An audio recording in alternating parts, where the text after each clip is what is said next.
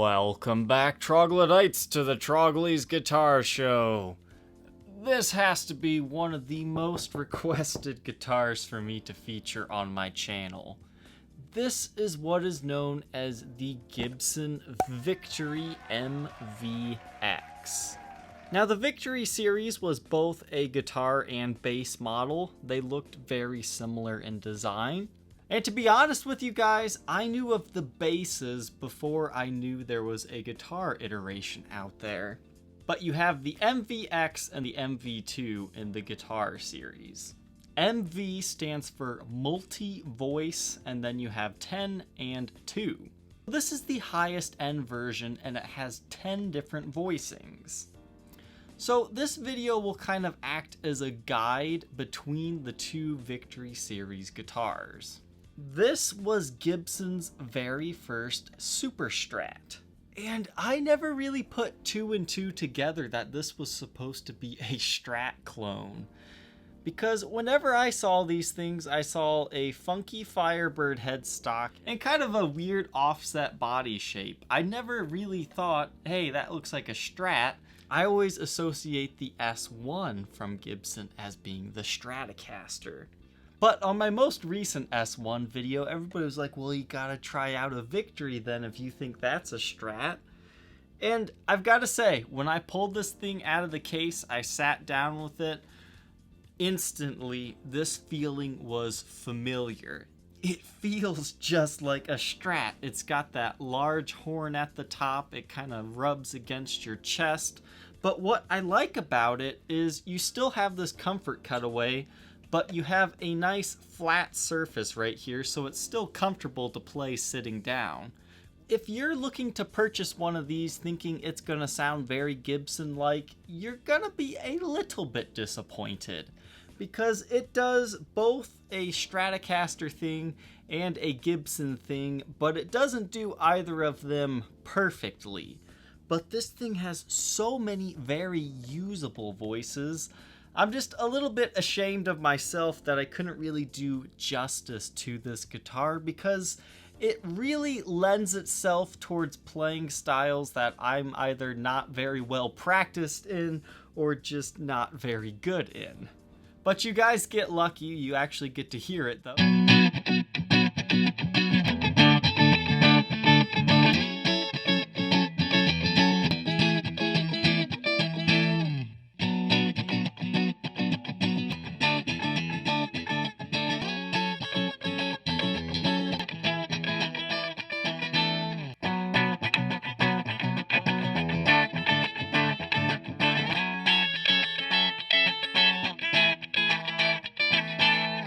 These pickups were designed by Tim Shaw, but they are not the coveted Tim Shaws. These are known as the Magna Plus pickups. So the neck pickup is called the Magna Plus. It has an iron-loaded coil with a magnet-loaded coil. So you've got two different coil types here. Now the Magna Plus B is the bridge pickup.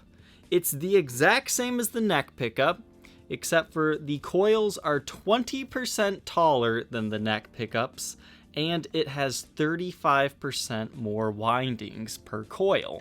So essentially that means it's the same thing as this one, except for it's a lot hotter. And then the middle pickup here. What is Gibson doing with a single coil? If there's one thing to know about Gibson, is whenever they do something that looks like a single coil, 9 times out of 10, it's a stacked humbucker. And this one is not an exception. This is 2 coils stacked on top of each other to make it look like a single coil, and it's called the Super Stack. And this is a fully magnet-loaded coil. These are paired with a 5-way blade-styled switch, which gives you the neck pickup, neck and middle, middle and bridge, and then just the bridge. So that's 5 different unique voicings with blending all these pickups together. And then if that's not enough, Gibson has what they consider a coil tap switch. I'm going to call it a coil tap because that is exactly what it says in the Gibson manual for this guitar. It's probably really a coil split, but I'll let you guys fight about that in the comments section. And then you have a master volume and a master tone. So these guitars can really do a lot. When you have it in your normal humbucking position with this little coil splitter switch up, you get kind of traditional Gibson tones, but not quite. I mean, this middle pickup is definitely very Strat-like, but it's more of like a fat Strat at this point. But once you activate the coil tap, that's when you definitely get into Stratocaster territory. In fact, if I hold it at an angle like this, it almost looks like a tobacco Stratocaster. Now, is the Multi-Voice 2 the exact same guitar as this, just without this middle pickup? No, don't think that. I was thinking that myself. It's like, well, I'll probably just do this one and never do another one again, because that's why it's taken kind of long to find one of these, because I was looking for a really nice 3 pickup version.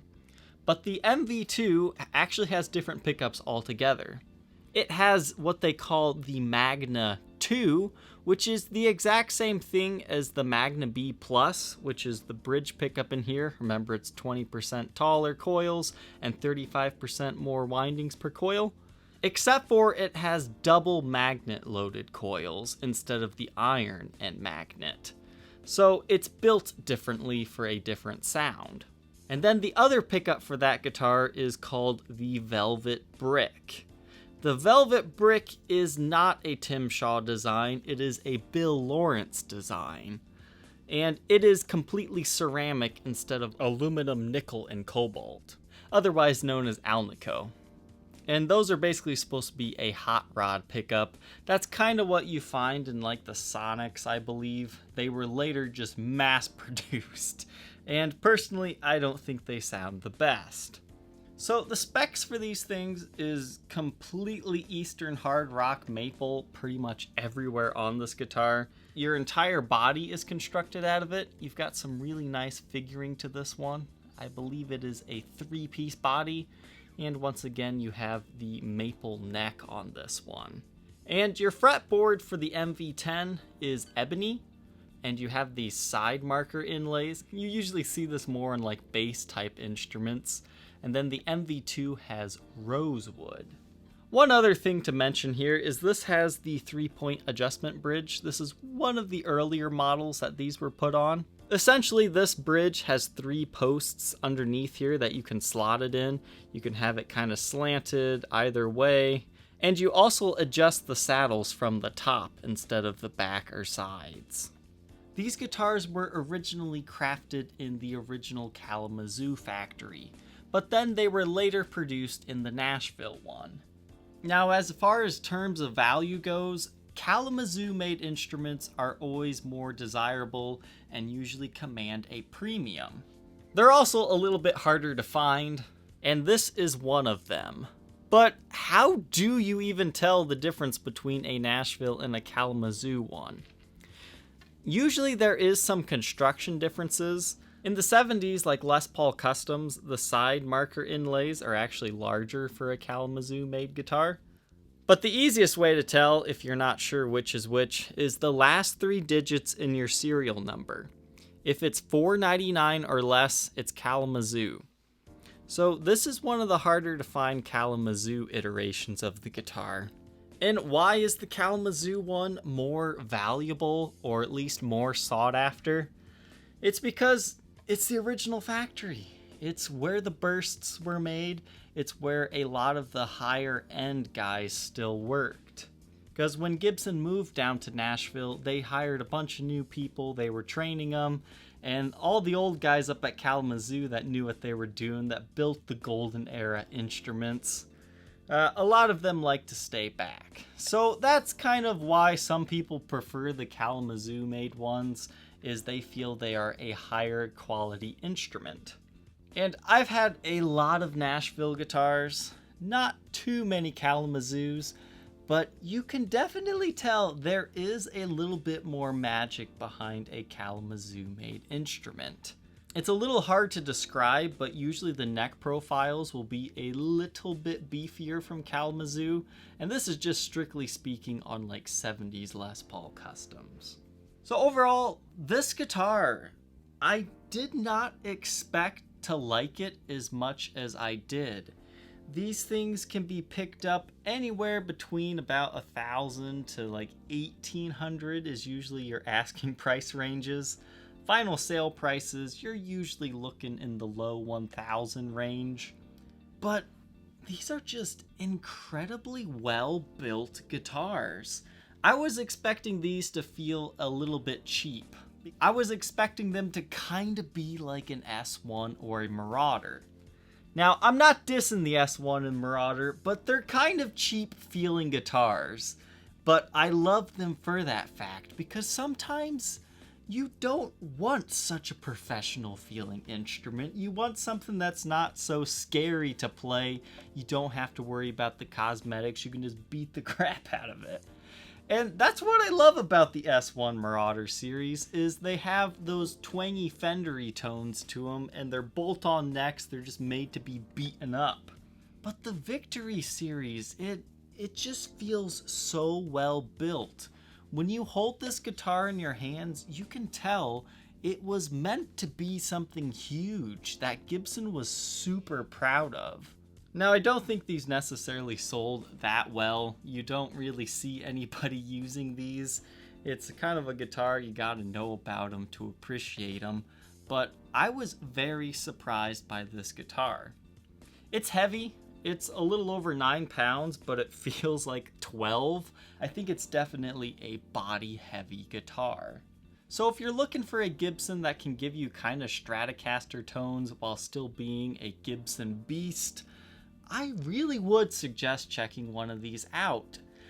They're not necessarily normal, but they've got a really unique and well-built vibe to them. So now that I've talked about it, let's go ahead and hear some brief sound clips for this guitar.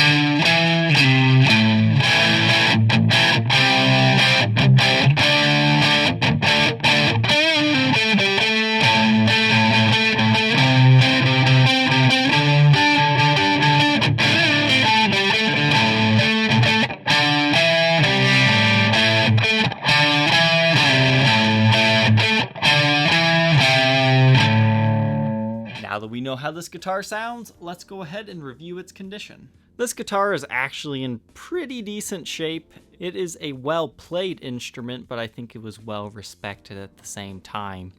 You've got quite a bit of light edge wear along the headstock, but with it being so massively huge, you kind of expect that.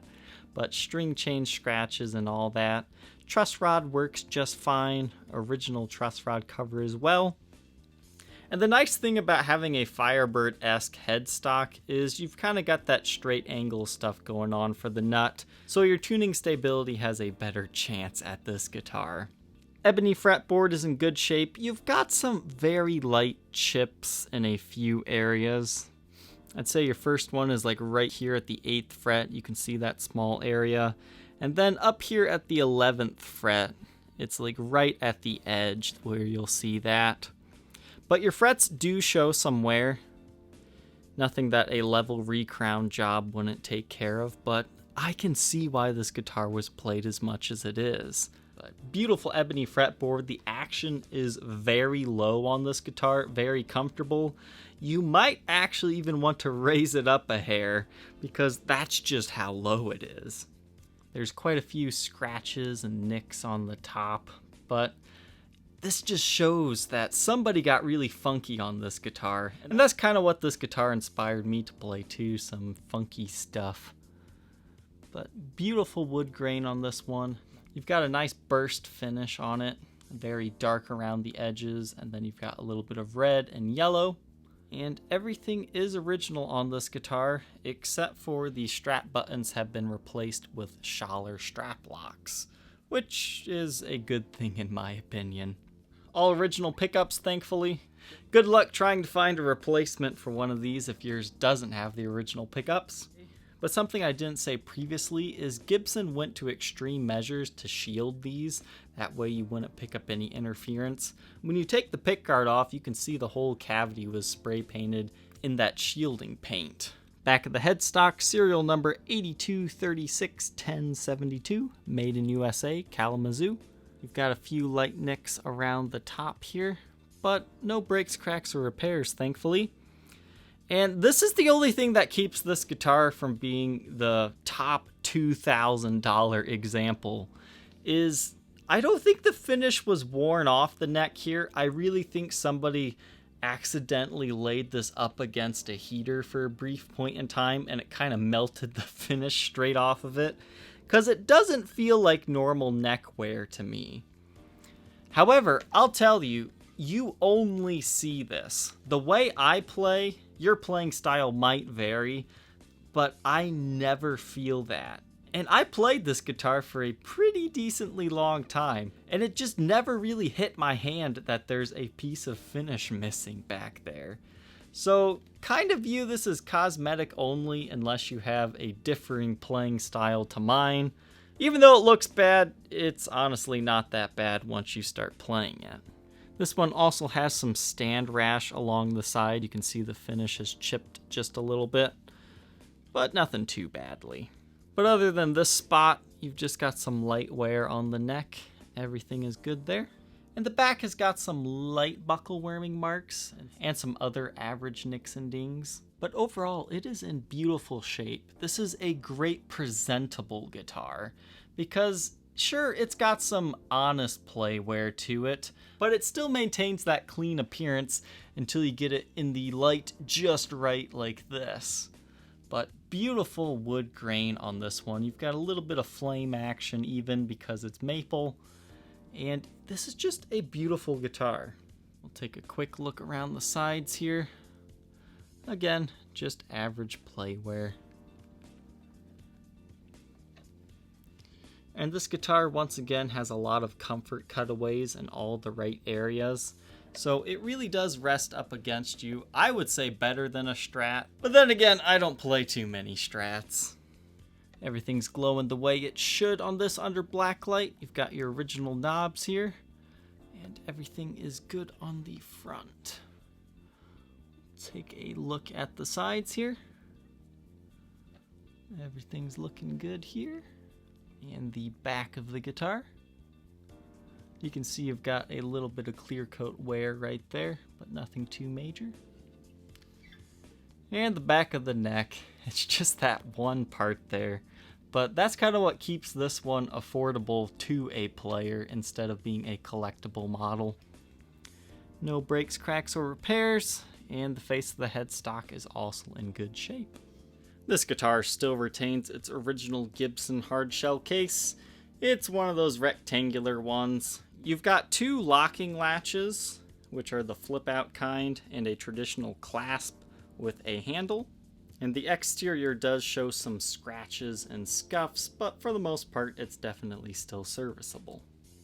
And the inside is black with a double neck rest, and you've got some extra padding to it, but it's nothing too spectacular as far as cases go. In fact, this is actually really similar to a modern day PRS case, because you still have the same compartment lid right here.